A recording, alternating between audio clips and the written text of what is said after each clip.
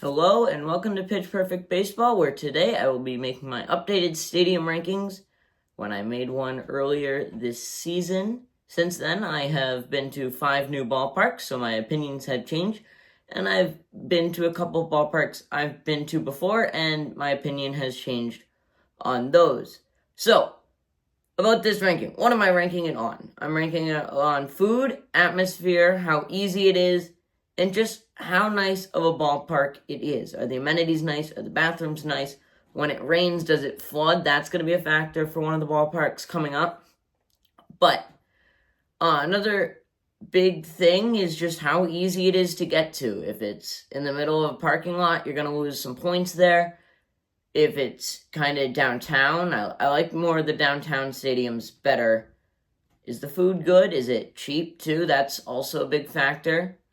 The team on the field has nothing to do with this ballpark. They could be the worst team on the field, but if they play in the nicest ballpark, they are number one. It has nothing to do with the play on the field. All right, I have been to 20 MLB stadiums. I will not be ranking the one I haven't been to. Those include Chase Field, Sutter Health Park, Truist Park, Coors Field, Daikin Park, Oracle Park, T-Mobile Park, neither the Tropicana or Steinbrenner Field, Globe Life Field, and Nationals Park. I do plan on getting to Nationals Park early next season. But until then, the 20 stadiums, any of the stadiums I have not mentioned, they will be on my list. Remember, this is a biased ranking, as all rankings are. The point of it is an opinion. So I might think that I might have your least favorite stadium in first place, or I might have your favorite stadium in last place. Please keep it civil down there in the comments. Please, if you have an opinion, make it heard, but keep it respectful in the comments. Thank you again for watching this video, and let's get into the ranking. Alright, in last place is number 20, Rogers Centre, home of the Toronto Blue Jays in Toronto, Canada. This is one of the oldest ballparks. I believe it's the third oldest ballpark, and it felt it. The other two really old ballparks, I felt, didn't feel as old as they actually were. Rogers Centre it felt old, all concrete, food wasn't that good. The stands, the seats were very uncomfortable. The atmosphere was good, and where it was located was very nice, but it's still got to be in last place. All these stadiums are really nice. Nothing against Rogers Centre. Oh, and about Rogers Centre. Rogers Centre just had a couple major renovations, so that will maybe affect my ranking if I ever get back up there again. Hopefully I do, but Rogers Centre is in last place. In 19, I'm going to put Kauffman Stadium for a lot of similar reasons as Rogers Centre. It's an old stadium. It really felt it. It was a lot of concrete, and just, you could really tell that it wasn't built recently. And they probably should get a new stadium. They're talking about getting a new stadium downtown for them. Kansas City, it's okay. It's not terrible. And again, every stadium on this list is nice. It's a major league level facility. I haven't been to Sutter Health, so don't come after me about Sutter Health. But, yeah, Kauffman, not great. And the food was pretty good. Seats were uncomfortable, though. That was another big factor there. In 18th place, I'm going to put loanDepot Park, home of the Miami Marlins. They are located north of downtown. Not the greatest neighborhood where they are. Went there. It was a Friday night game, and there was maybe 300 people there. There was just no atmosphere. Now, the reason they're not in last place is because the food was excellent. It was easy to get. There was no lines because there was no one there. But the food was excellent and pretty cheap, too. So, 17 is one that a lot of people have in last place, Wright Field. I didn't think Wright Field was that bad. Wright Field is home of the White Sox on the south side of Chicago. The area around Wright Field, not great. But Wright Field itself was pretty nice. Easy to get to, right off the highway. They also have a subway station there. The L. Can't call it a subway, it's Chicago. But Wright Field, kind of just a mess stadium. There's a lot of stadiums better than it, and there's a lot of stadiums worse than it, but food is pretty good. It was a great stadium to walk around in. It was really easy, the nice wide walkways, and not that many people. But if you want to see more about Wright Field, check out my vlog from there. I will link that one in a pinned comment.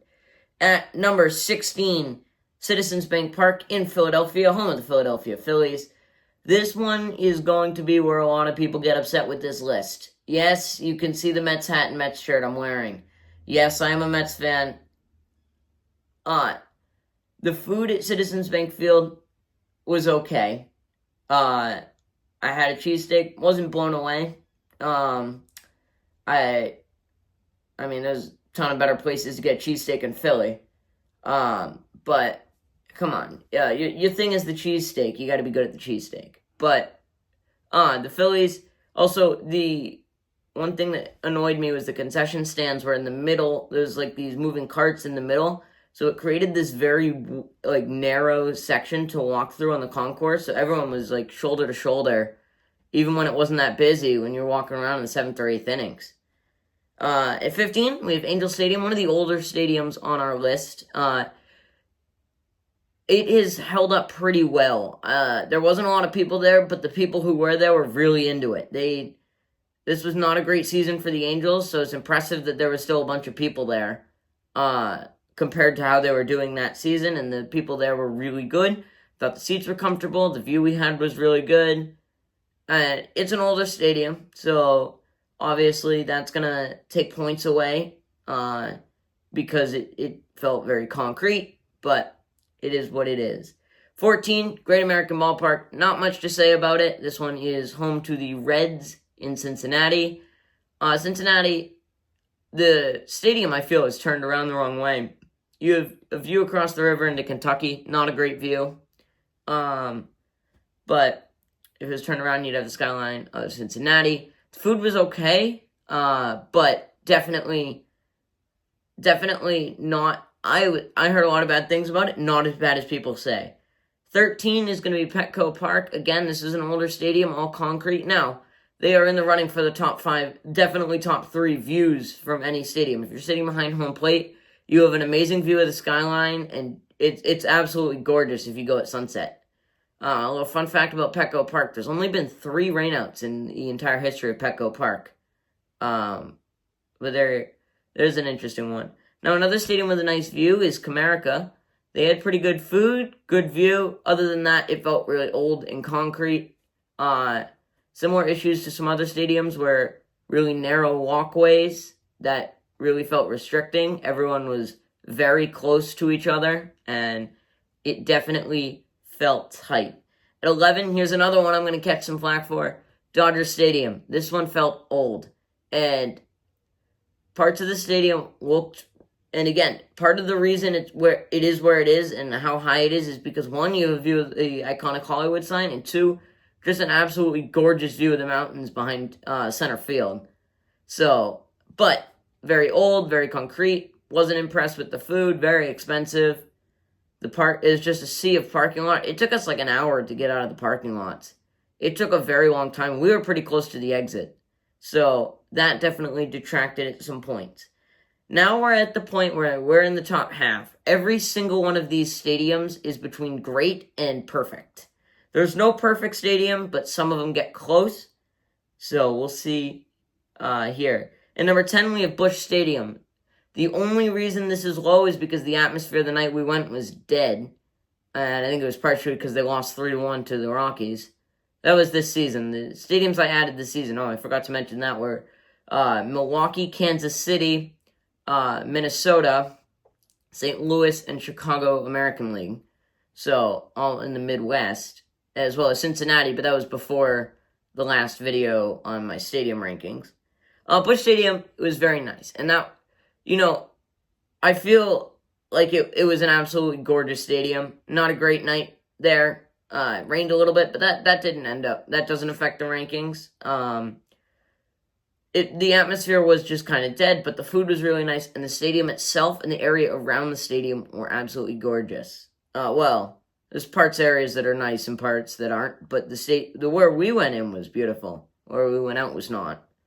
Number 9 is going to be Target Field, home of the Minnesota Twins in Minneapolis. Another gorgeous park, very similar to Busch. Pretty much everything I have to say about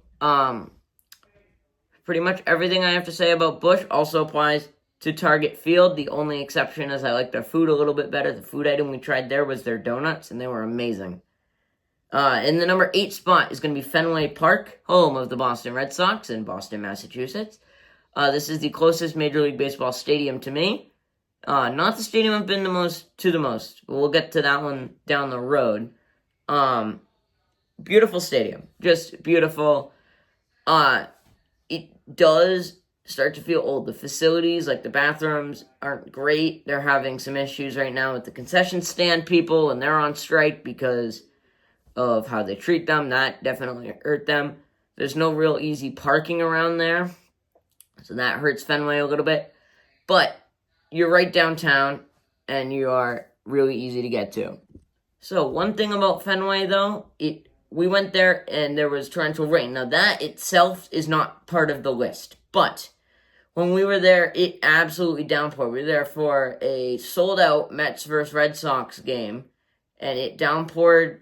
It was probably the hardest I've ever seen it rain. It was thunder everywhere. So everybody was confined into these little areas, and it just started to flood. It was maybe about an inch or two of water in some spots.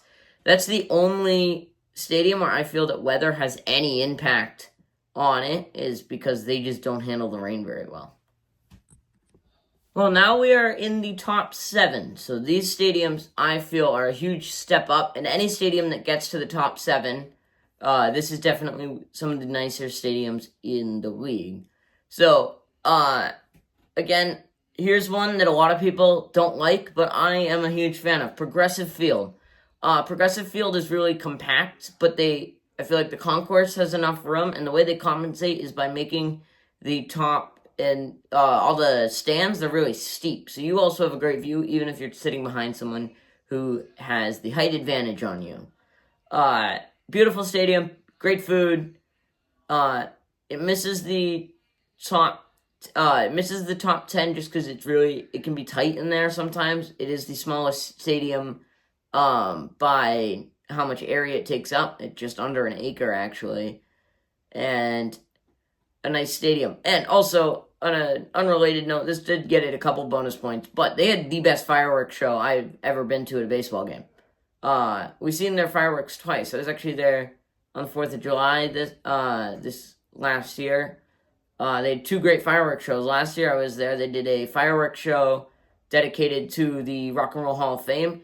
If you are there and you're picking between 2 games, definitely go on the firework night if that's an option, because the fireworks are absolutely amazing. In the 6th spot, I have American Family Field, home of the Milwaukee Brewers.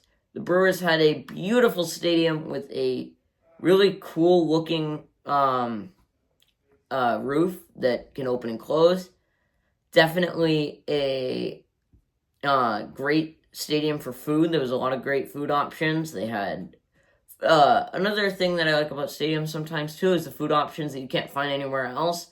In Milwaukee, they had a lot of that. So that is something that helped them out. In the 5th spot, Yankee Stadium in the Bronx, in New York, for the Yankees.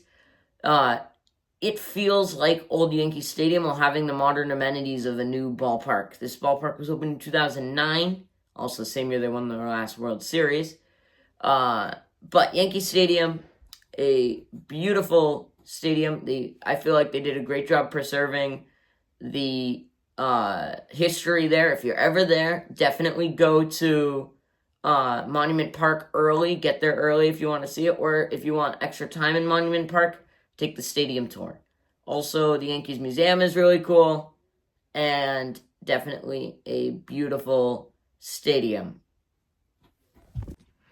Now we're at number 4. These are the best 4 stadiums in my opinion. But number 4 is the stadium I have visited the most, home of the New York Mets, Citi Field.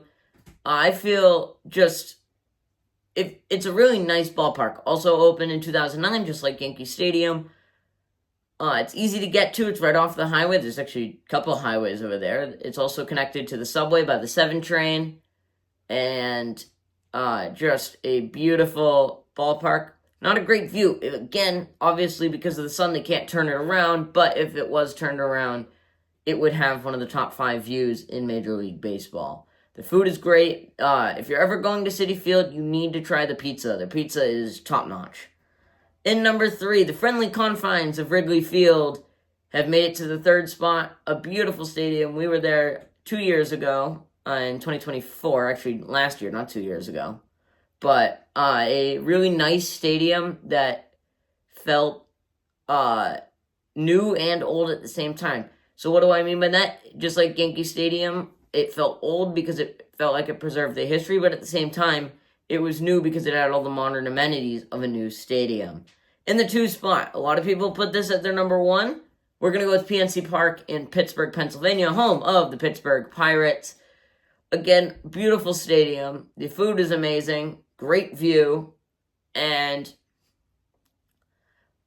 I really enjoyed my time here. I've seen 3 games there now, between the with the Pirates, as the Pirates are not a good team, but it feels like every time I've been there, the energy is up. There's always a lot of Pirates fans there. They're into it and having a great time. And finally, our number 1 pick, I know a lot of people have this as their number 1 pick, is Camden Yards in Baltimore, Maryland, home of the Baltimore Orioles. Now, why is Baltimore here? And why do a lot of people put Baltimore here? If you've never been to Baltimore, you might not know this. Baltimore is great to walk around. If you have time either before a game, during a rain delay, or if you're not that interested in baseball and you're just there, you definitely should check out Utah Street by the warehouse in right field. It's absolutely gorgeous. They have food trucks there. The team store is there. The big warehouse, the famous warehouse, that's only been hit once.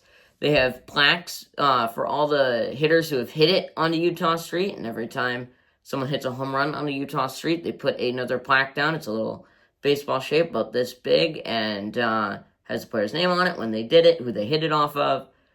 Absolute gorgeous stadium. I really enjoyed this stadium. So, that's my ranking. Thank you so much for watching this video. If you have a stadium that you think is better than Camden Yards, or a stadium that you think is worse than Rogers Center, or stadiums in the middle of the list that I put down as you think is wrong, please let me know in the comments, but keep it civil down there. Next season, I have plans to get to Nationals Park, so there will definitely be another updated stadium ranking next season. Thank you so much for watching this video. If you enjoy this content, please like and subscribe and hit that bell icon to be notified for any new uploads. And with that, that's the end of my video. Thank you so much for watching, and I'll see you soon.